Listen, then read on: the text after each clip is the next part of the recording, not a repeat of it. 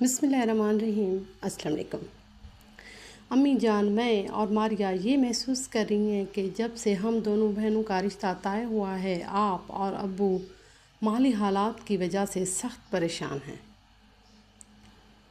کہ شادی کے اخراجات کے لیے رقم کہاں سے لیں۔ وقت تیزی سے گزرتا جا رہا ہے، ہم اس گھر کی بیٹیاں ہیں، آپ دونوں ہمیں جان سے بھی پیارے ہیں۔ ہم سے آپ دونوں کی فکر مندی، پریشانی اور دکھ دیکھا نہیں جا رہا۔ کہنا تو نہیں چاہیے، لیکن یہ بات کہنے کے لیے مجبور ہیں کہ یہ رشتہ توڑ دیں۔ اس رشتے کے ختم ہونے پر ہمیں کوئی غم نہیں ہوگا، خوشی ہوگی کہ ایک بڑے بوجھ سے نجات مل گئی۔ ہم دونوں بہنیں اعلیٰ تعلیم یافتہ ہیں، کسی اسکول میں استانی کی ملازمت کر لیں گی یا کسی ادارے میں ملازم ہو جائیں گے۔ آخر سینکڑوں لڑکیاں ملازمت کرتی ہیں۔ ہم اولاد ہونے کے ناطے والدین پر بوجھ بننا نہیں چاہتی۔ آپ اور ابو نے اس طرح ہماری پرورش کی اور تعلیم کے زیور سے آراستہ کہ اس سے فائدہ کیوں نہ اٹھائیں۔ اگر کسی اسکول یا دفتر میں ہماری ملازمت اختیار کرنا نامناسب ہے تو پھر گھر میں سلائی کڑھائی کا کام شروع کیا جا سکتا ہے۔ ہماری گلی کی کئی لڑکیاں گھروں میں سلائی کا کام کرتی ہیں اور ہر ماہ ایک معقول رقم حاصل کر لیتی ہیں۔ ہماری یہ تحریر ابو کو نہ دکھائیں اور نہ ہی ان سے اس موضوع پر کوئی بات کریں۔ آپ کی بیٹیاں بطول اور صابرہ۔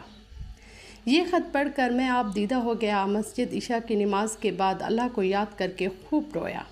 میری لڑکیاں کتنی حساس اور حقیقت پسند تھیں۔ عابدہ نے اس موضوع پر مجھ سے کوئی بات کی اور نہ ہی اظہار کیا مجھ سے۔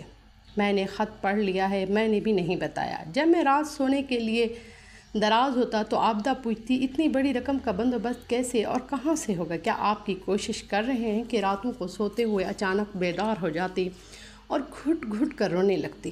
مجھے بیدار کر کے کہتی، آپ تو ذرا بھر فکر نہیں، آپ گھوڑے بیچ کر سو جاتے ہیں، آخر یہ شادی کیسے ہوگی؟ سوچ سوچ کر مجھے اختلاج ہونا لگتا ہے۔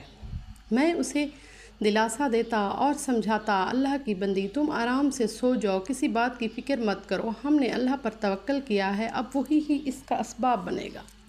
وہ آسمان پر جو جوڑے بناتا تو دنیا میں رخصت کرنا بھی اس کی ذمہ داری ہے۔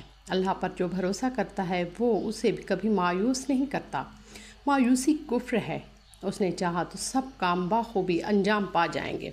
میرے دفتر میں کئی لوگ ہر مہینے انعامی بانڈ کی پرچیاں خریدتے ہیں، ان کے چھوٹے چھوٹے انعام نکل آتے ہیں۔ یہ ایک وبا کی صورت اختیار کر گئی تھی۔ لوگ پرچیاں خرید کر تباہ ہو رہے تھے۔ بہت کم لوگوں کی قسمت و یاری ہوتی۔ دفتر کے ساتھی مجھے مشورہ دیتے کہ میں بھی ہر مہینے 200-300 کی پرچیاں خرید کر اپنی قسمت آزمائی کروں، کیا پتہ کوئی بڑا انعام نکل آئے۔ اسی طرح بچوں کی شادی بڑی دھوم دھام سے ہو جائے گی، تمام مسئلے چٹکی بجاتے حل ہو جائیں گے۔ میں ان لوگوں سے کہتا ہوں کہ مجھے ان پرچیوں پر نہیں، اللہ پر بھروسہ ہے۔ میں کوئی ایسا کام نہیں کرنا چاہتا جو غلط اور غیر شرعی ہو۔ یہ ایک طرح کا جوا ہے۔ میری مشکل وہی حل کرے گا جو میرا ایمان اور یقین ہے۔ جب بھی کوئی مصیبت آتی تو کہہ کر نہیں آتی، اچانک آتی ہے۔ جہاں 10,000 کی کمیٹی ڈال رکھی تھی، وہ عورت ایک حادثے کا شکار ہو کر ہسپتال میں داخل ہو گئی، لہٰذا یہ BC پس پشت چلی گئی۔ اس کے تیسرے دن جس کمپنی میں ملازمت کر رہا تھا اس کمپنی کا دیوالیہ نکل آیا، لہٰذا 1 مہینے کی تنخواہ دے کر ملازمون کو فارغ کر دیا گیا۔ میں نے اس خیال سے 2-3 دوستوں سے ہزاروں کی رقم بھی ادھار لے لی تھی، کمپنی سے قرضہ ملتے ہی انہیں لوٹا دوں گا۔ کمپنی کے دیوالیہ ہوتے ہی مجھ پر قیامت ٹوٹ پڑی۔ ادھر BC کے 10,000 روپے بھی ہاتھ سے گئے۔ مالک مکان نے میرے حالات کے پیش نظر مکان خالی کرنے کا نوٹس دے دیا۔ میری بیوی اور دونوں لڑکیاں کا رو رو کر برا حال تھا۔ اس اچانک اور غیر متوقع افادت کے باوجود میں نے حوصلہ نہیں ہارا۔ میں نے اپنی بیوی اور لڑکیوں کو سمجھایا کہ پریشان ہونے کی ضرورت نہیں ہے، یہ اس کی آزمائش ہے اور اس میں ہم بھی اللہ کی کوئی مصلحت اور بہتری ہوگی۔ اس نے چاہا تو مصیبت کا یہ بادل جلد ہٹ جائے گا۔ ہم نے اس کی ذات پر بھروسہ کیا اور وہ ہماری مشکل ضرور آسان کر دے گا۔ شادی میں دن باقی رہ گئے تھے۔ میں دن رات دوڑ دھوپ کر رہا تھا، کہیں سے اتنی رقم کا بندوبست ہو جائے کہ کسی طرح شادی کے فرض سے سبق دوش ہو جاؤں، لیکن ایسی کوئی صورت دور دور تک نظر نہیں آ رہی تھی۔ ہر سمت گھپ اندھیرا تھا۔ ایک روز میرے بچپن کے ایک دوست احسن صدیقی مجھ سے ملنے آئے اور وہ کلینرنگ ایجنٹ تھے، ان کی بڑی کوشش تھی کہ مجھے کسی طرح فائدہ پہنچے۔ انہوں نے مجھ سے کہا کہ بیرون ملک سے 200 استعمال شدہ فریج کی ایک لاٹ آئی ہے جسے ایک پارٹی نے کسٹم سے خریدا ہے۔ ان میں کوئی نہ کوئی ایسا نقص ہے جسے لوگوں اونے پونے بیچ رہے ہیں۔ میرے خیال میں اس کا نقص 1500 روپے میں در سے دراست ہو جائے گا۔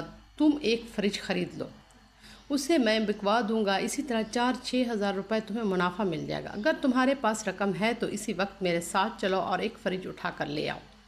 میں نے دل میں سوچا، اور اس مصیبت کی گھڑی میں اگر 6,000 روپے منافع کے مل جائیں تو کیا برے ہیں۔ میرے پاس رقم رکھی ہوئی تھی، میں اس رقم کو ابھی تک کسی وجہ سے خرچ نہیں کیا تھا۔ میں نے عابدہ سے مشورہ کیا، وہ غریب خود بھی یہی چاہتی تھی کہ کہیں سے کسی طرح 2-4 پیسے ہاتھ آ جائیں۔ اب جو 2-4 پیسے مل رہے تھے تو اسے ہاتھ سے نہ جانے دیں۔ فوراً میں احسن بھائی کے ساتھ چلے گئے۔ احسن کے ساتھ میں اسٹور پہنچا، وہاں مختلف سائز کے فریج موجود تھے۔ ایک بڑا فریج اچھی طرح پیک تھا، لیکن ایک طرف کا غطا پھٹا ہوا تھا جس سے اس کا ڈنٹ جھانک رہا تھا، اور وہاں جو گاہک موجود تھے وہ اس ڈنٹ کی وجہ سے خریدنے سے اعتراض کر رہے تھے۔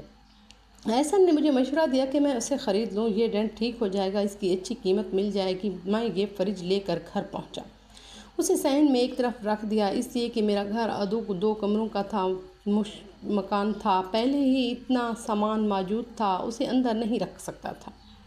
پڑوسیوں نے یہ سمجھا کہ ہم نے یہ فریج جہیز میں دینے کے لیے خریدا ہے، وہ ہمارے گھر آ کر مبارکباد دینے لگے۔ فریج کو ہم نے اس طرح رکھا تھا کہ اس کا ڈنٹ دکھائی نہ دے، تاکہ وہ یہ اعتراض نہ کریں کہ لڑکی کو جہیز میں دینے کے لیے سیکنڈ ہینڈ فریج خرید کر لائے ہیں۔ موسم کئی دنوں سے ابر آلود تھا، آسمان پر سفید اور کالے بادل تیرتے رہتے تھے، کبھی تو سیاہ گہرے بادل چھا جاتے اور کبھی سورج نکل آتا۔ اس رات سخت گرمی تھی، لیکن بارش کا کوئی امکان نہیں تھا۔ میں اور عابد اس رات بڑی دیر تک جاگتے اور اپنی محرومیوں کا ماتم کرتے رہے تھے۔ میں اس کے دل جوئی کرتا رہا، اللہ کی ذات پر بھروسہ رکھو، نا امید نہ ہو، وہ بڑا کارساز ہے۔ عابدہ کا کہنا تھا کہ شادی سر پر کھڑی ہے، ہم ایسے نیک بندے نہیں کہ ہمارے ساتھ کوئی معجزہ ہو جائے۔ پھر ہم کب سوئے کچھ پتہ نہ چلا، ہم گہری نیند کی آغوش میں تھے کہ اچانک عابدہ نے مجھے جھنجھوڑا، جگا دیا۔ اس وقت رات کے 3 بج رہے تھے۔ میں نے اس کا متحرش چہرہ دیکھا تو اچھل پڑا، ایسا لگ رہا تھا جیسے گھر میں چور گھس آیا ہو۔ میں نے گھبرا کر پوچھا، کیا ہوا؟ تم اس قدر پریشان اور خوف زدہ کیوں ہو رہی ہو؟ کیا آپ یہ آواز نہیں سن رہے؟ آپ کی آواز حلق میں اٹک گئی۔ وہ مشکل بولی، بارش کی آواز، دیکھیے کیسی مسلسل بارش ہو رہی ہے جسے آسمان پھٹ رہا ہو۔ میں نے ایک گہری سانس لی اور ہنس کر بولا، یہ تو اللہ کی رحمت ہے، کئی دن سے سخت گرمی پڑ رہی ہے، بارش کی وجہ سے کم ہو جائے گی، موسم سہانا اور خوشگوار ہو جائے گا۔ اس وقت بارش زحمت بنی ہوئی ہے، باہر فریج بارش میں بھیگ رہا ہے، اسے جلدی سے اندر لائیں، نہیں تو وہ پانی سے خراب ہو جائے گا۔ کیا کہا؟ فریج؟ میں اس طرح اچھل پڑا جیسے میرے سر پر ہتھوڑا پڑا ہو۔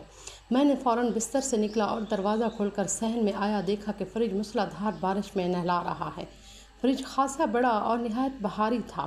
میں نے اسے اپنی جگہ سے ہلا تو سکتا تھا، لیکن اٹھا نہیں سکتا تھا، اسے اندر لانے کی ضرورت تھی۔ میں نے اپنی بچوں کو جگایا۔ جب فریج کے پاس پہنچا تو میں نے دیکھا فریج بارش میں پوری طرح بھیگ چکا تھا، اس کی پیکنگ کا بیڑا غرق ہو چکا تھا، گئے کارٹن بھیگ گئے تھے۔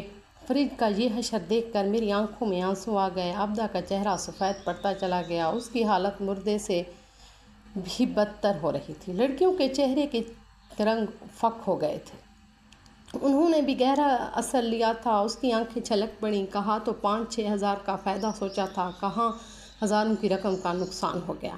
مفلسی میں آٹا گیلا ہو گیا تھا، لینے کے دینے پڑ گئے۔ ہم نے جلدی سے ایک کمرے کا سامان ایک طرف کر کے فریج کو کمرے میں لا کر رکھا۔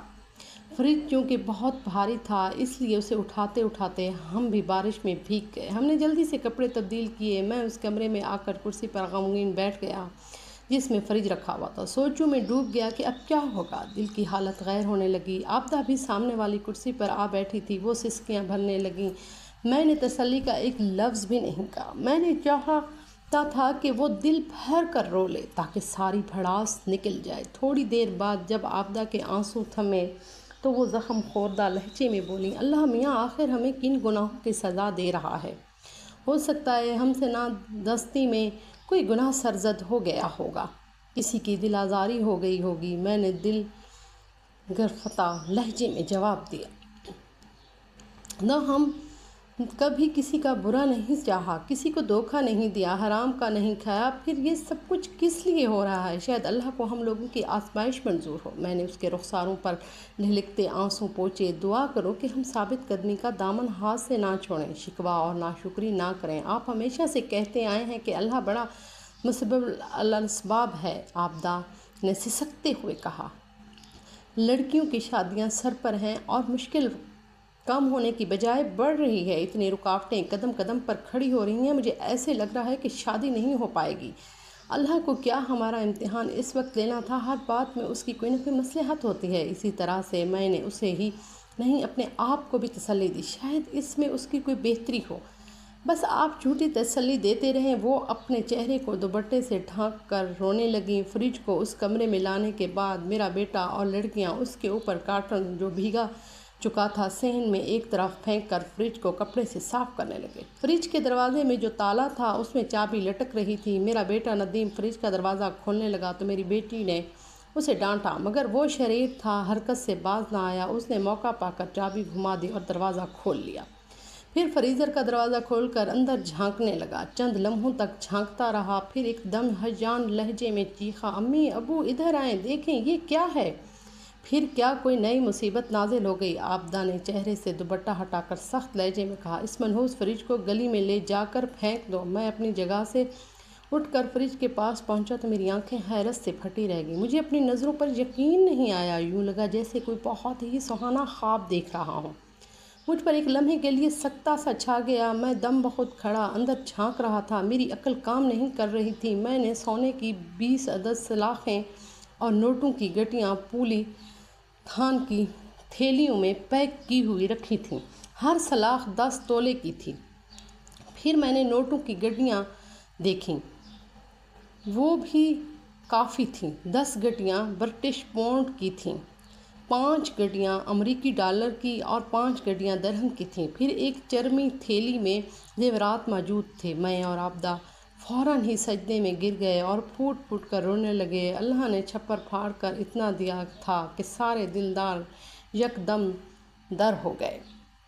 میں نے خواب میں بھی نہیں سوچا تھا کہ وہ مجھے اس قدر عطا کرے گا۔ مجھے بے پناہ دولت اس لیے دی تھی کہ میں نے اس کی ذات پر غیر متزلزل توکل کیا تھا، یقین کیا تھا۔ میں نے بیوی بچوں کو سختی سے منع کر دیا کہ اس بات کا کسی کے کان میں بھنک نہ پڑے۔ میں نے سب سے پہلے ایک مکان خریدا، پھر اپنی بچیوں کی شادی نہ صرف سادگی سے کی بلکہ زندگی بھی سادگی سے گزاری۔ میں نے پھر تعیش زندگی گزارنے کی بجائے اپنے خاندان کی ان غریب لڑکیوں کی شادی کے لیے 50-50 ہزار روپے، جن کی شادی والدین کے مالی مشکلات کی وجہ سے نہیں ہو پا رہی تھی، دے دیے۔ میں نے ملازمت چھوڑ کر ایک جنرل اسٹور کھول لیا، کم منافع اور رعایت کے باعث میرا اسٹور خوب چلتا تھا۔ میں آج بھی چراغ سے چراغ جلاتا رہا ہوں۔